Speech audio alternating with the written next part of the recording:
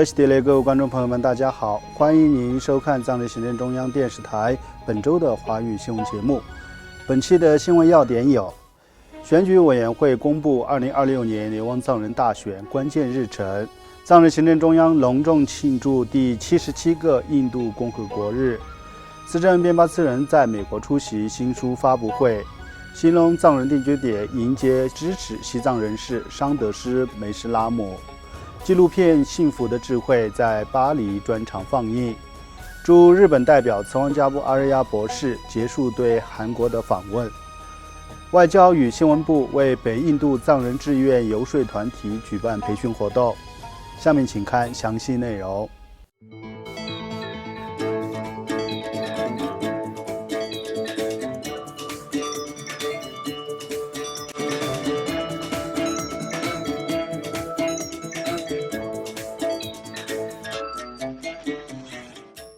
在2026年司政及第18届西藏人民议会议员初选日即将到来之际，藏人行政中央选举委员会于本周三1月28号召开记者会，向媒体通报了主要的选举日程，并就选举委员会的运作方式作出了说明。选举委员会主席罗桑伊西在记者会上呼吁各地区选举官员公正迅速地解决与选举相关的问题，同时他敦促藏人行政中央工作人员除依法行使投票权及履行被指派的选举职责外，不得影响或参与选举过程。罗桑伊西还强调，选举委员会对任何形式的选举舞弊行为采取零容忍政策。他进一步呼吁公众谨慎对待不负责任的社交媒体贴文和评论，以防对选举造成干扰，并要求相关藏人组织与机构避免通过法规修订进行操纵。此外，他还鼓励担任藏人行政中央公职的选举人尽量减少或推迟公务访问，除非属必要行程。为彰显选举委员会的独立运作，选举委员会主席还就若干案例说明其运作方式。针对即将举行的初选，选举委员会已在全球27个国家设立309个投票站，由87个地区选举办公室监督，共配置1737名选举工作人员。鉴于流亡藏人商贩的季节性零售活动与初选期间重叠，选举委员会也在相关地点额外设置了31个投票站。另外，在印度全国各地隆重庆祝第77个共和国日之际，藏人行政中央于本周一在印度北部达仁萨拉的总部举行庆祝活动，纪念印度宪法于1950年1月26号正式生效的历史性时刻。庆祝活动由代理司政兼教育部长塔兰卓玛主持，西藏人民议会副议长卓玛次仁、藏人行政中央最高法院法官帕帕次仁与达瓦普吉、审计长扎西多杰、第17届西藏人民议会常务委员会部分成员以及各部门秘书长及高级官员出席了活动。代理司政兼教育部长塔兰卓玛在活动上代表全球藏人向印度政府与人民致以节日的问候。他指出，印度是一个成功且持久运作的民主典范，为世界提供了宝贵的经验，并强调印度的慷慨支持，呼吁藏人铭记并感恩印度长期以来给予的接纳与支持。另外，藏人行政中央司政边巴次仁于本周四1月29号上午，在美国首都华盛顿出席了香港城市大学前教授刘汉成教授的著作《西藏自古以来就不是中国的一部分》英文版新书发表会。该书是根据中国官方与权威文件所撰写。出席此次活动的贵宾包括作者刘汉成教授、美国前国际宗教自由事务无任所大使山姆·布朗贝克、国际声援西藏运动的代表布琼次仁。座谈会由华盛顿邮报专栏作家乔许罗金主持。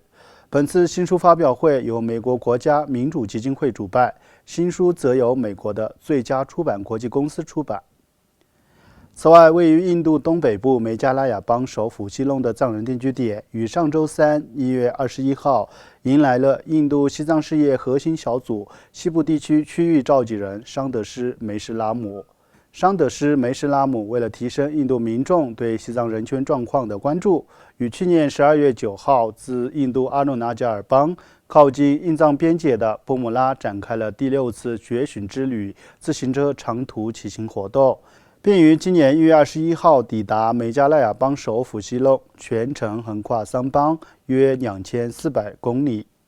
基隆藏人定居点办公室在迎接桑德斯·梅什拉姆后举行新闻发布会。桑德斯·梅什拉姆在会上强调了西藏人权状况的持续恶化及其对印度国家安全带来的严重影响等问题。与此同时，藏人行政中央驻巴黎联络处与当地九世华诞组委会于上周六1月24号在巴黎的丹东影院联合举办纪录片《幸福的智慧》专场放映活动。该活动吸引了300多名观众，现场座无虚席，来自不同背景的观众齐聚一堂，在1个下午的时光中，共同反思、交流并探讨有意义的人生追求。藏人行政中央驻布鲁塞尔代表仁增屈真根康在开幕式上致辞时，强调了慈悲年的重要意义。本次专场放映活动以补贴票价向公众开放，以确保更广泛的参与与关注。观众普遍认为，该影片的信息在当今快节奏且日益碎片化的世界中尤显重要，不仅带来了心灵的安慰，也提供了切实可行的智慧。另外，藏人行政中央驻日本代表次旺加布阿日亚博士于1月21号至28号对韩国展开了为期1周的访问行程，行程包括在韩国4个主要城市举办展览与演讲活动，以及举行多项官方会晤行程。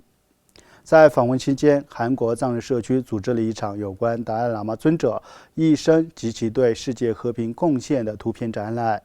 驻日本代表阿日亚博士在活动上发表演讲时，重点回顾了自公元7世纪吐蕃占卜松赞干布及13世纪八思巴以来西藏与韩国之间的历史渊源，并发布了他的著作《驾驭龙的毒液》韩文版。此外，代表阿日亚博士还在访问韩国期间会见了净土村基金会的能行法师，他感谢该基金会长期以来对当地藏人僧众的帮助与指导，并拜访了石泉寺的真玉法师，就弘扬达赖喇嘛尊者的和平与慈悲信息请益交流。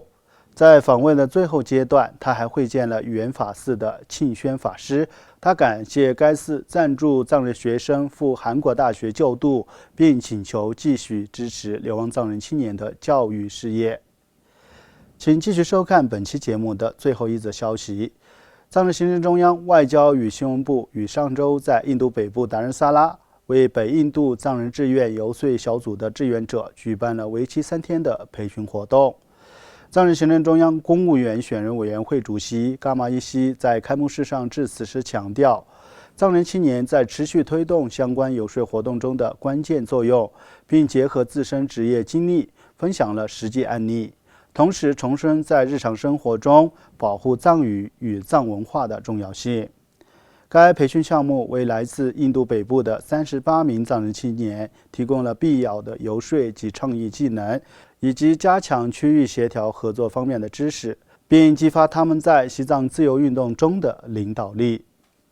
观众朋友们，以上就是本期节目的全部内容。欲了解更多有关西藏境内外的讯息，请登录屏幕下方的网址。感谢您的收看，我们下期节目再会。